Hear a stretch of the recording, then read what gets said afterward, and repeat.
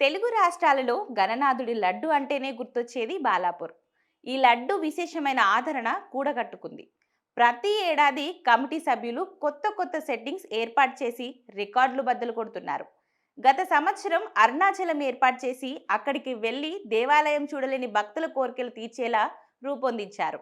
ఇక నెల రోజుల ముందుగానే పనులు ప్రారంభించి వినాయక చవితి ఒక్కరోజు ముందు సిద్ధం చేస్తారు.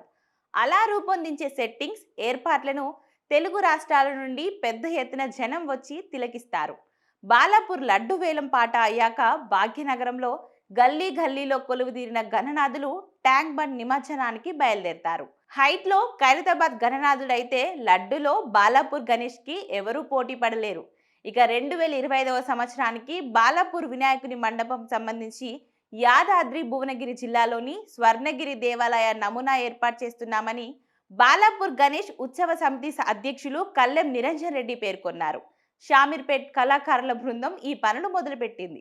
ప్రతి సంవత్సరం కొత్త ఆకర్షణతో ప్రజలను ఆకట్టుకుంటున్న బాలాపూర్ గణనాథుడు ఈ సంవత్సరం మరో కొత్త నమూనాతో ప్రజలను ఆకట్టుకోబోతున్నాడని అధ్యక్షులు తెలిపారు. ఇటీవల కాలంలో స్వర్ణగిరి వెంకటేశ్వర ఆలయం చాలా ఫేమస్ అయిన విషయం అందరికీ తెలిసిందే.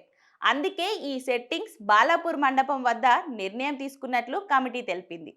కర్ర పూజతో కమిటీ సభ్యులు పనులు ప్రారంభించారు.